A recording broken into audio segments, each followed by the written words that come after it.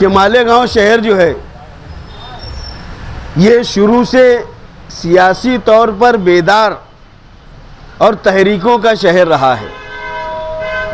अगर हम याद करें शहर की तारीख को, 26 जून 1975 को जिस वक्त इमरजेंसी लगाई गई, हिंदुस्तान भर से बहुत सारे लीडरों को जमा किया गया, जिसमें मालेगांव से साथी निहाल अहमद साहब को उनके साथियों के साथ में जमा किया गया।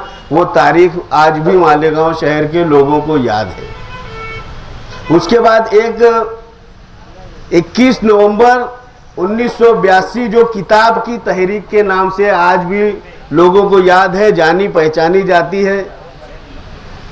ये भी, इसमें भी बहुत सारे लोगों ने इन्हें जेल भरो आंदोलन किया था। हाजी शब्बीर सेठ की रहनुमाई में 8वीं की किताब में हुजूर सल्लल्लाहु ताला अलैहि वसल्लम के नाम के साथ में उनकी शान में गुस्ताखी की गई थी, और उस किताब को बंद करने के लिए ये तहरीक चली थी। जो किताब की तहरीक से नाम है वो 21 नवंबर 1982 का दिन था।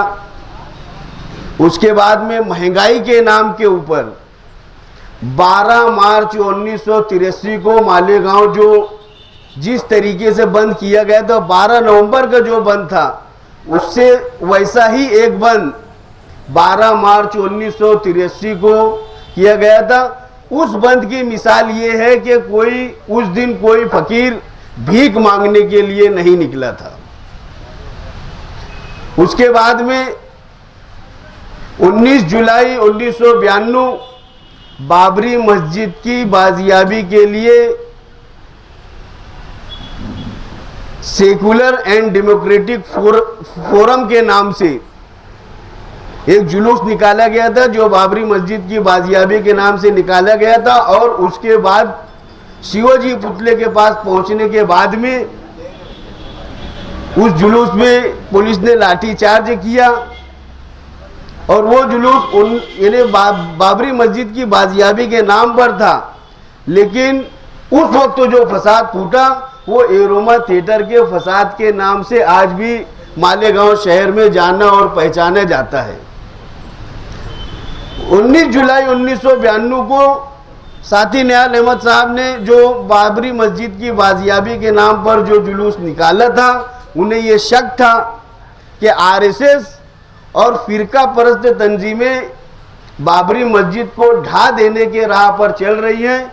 और उन्होंने 6 महीना पहले, यानी कुछ महीना पहले उन्होंने जो ये जुलूस निकाला था, उनका वो शक, उनका वो डर आखिर 6 दिसंबर 1992 को मुकम्मल हुआ।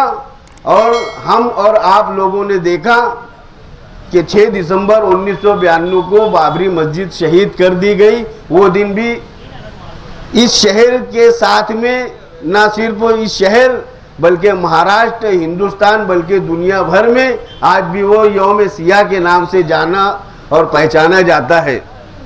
उसके बाद में एक तारीख है 26 अक्टूबर 2001 की, दशहरे का दिन था। जामा मस्जिद के बाहर पंपलेट बांटने के ऊपर एसआरपी से लोगों की झड़प हुई और वो एक फसाद फूट पड़ा। वो तारीख भी इस शहर में याद रखी जाती है। उसके बाद में 29 सितंबर 2006 और 8 सितंबर 2006 और 29 सितंबर 2008, ये 2 ऐसे दिन हैं जो मालेगांव शहर में बम ब्लास्ट हुए और उसके इल्ज़ाम में मुसलमानों को ही गिरफ्तार किया गया, मुसलमानों को ही जान माल का नुकसान हुआ। और उसके बाद में भी बेकसूरों को जब गिरफ्तार किया गया, पूरे शहर ने तहरीक चलाई। बिल आखिर 2011 में उन लोगों को जेल से रिहाई मिली। और उसके बाद आता है ये 12 नवंबर, जो कि त्रिपुरा के अंदर जो मस्जिदों को, मुसलमानों की इमलाक को जो नुकसान पहुंचाया था, उसके खिलाफ में त्रिपुरा का जो बंद था वो विश्व हिंदू परिषद ने किया था और उसने वहाँ मुसलमानों के साथ ज्यादती की थी। उसके खिलाफ में Raza Academy, All India Sunni Jamiatul Ulama और दीगर तंजीमों ने मालेगांव शहर बंद का ऐलान किया था और वो भी 12 मार्च 1983 के बंद के जैसा मुकम्मल बंद था, पूरअमन बंद था। लेकिन शरपसंद अनासिर की वजह से उन लोगों ने जो कुछ भी किया उसका भुगतान अहलियान शहर को 12 नवंबर 2021 के महर हुसैन की, जो आज यहाँ पर हम लोग इकट्ठे हुए, उसकी सूरत में भुगतना पड़ रहा है। और ये भी तारीख का एक हिस्सा बन गया है। हम लोगों को किसी से कुछ पूछा नहीं गया, किसी को कुछ बोला नहीं गया। हम लोगों को उठाकर बंद कर दिए और उठाकर बंद करने के बाद मुसलसल 11 महीने तक के हम लोगों ने जेल की अजियतें झेली है। जेल की अजियतों को हम लोगों ने बर्दाश्त किया है। जामीन के लिए हमारे पेपर रखे जाते थे और निचली कोर्ट से लेके तो बार बार जितनी भी तारीख आती थी हमारी, या तो तारीख नहीं पड़ती थी, या तो कोई बात हो जाती थी, या तो जज बदली हो जाता था। और इस तरीके से 11 महीने तक यानी ये लोग हमारे अहले खाना के लिए ये 11 महीने किस कर्म से गुजरे होंगे उसका इजहार यहाँ पर मुमकिन नहीं है।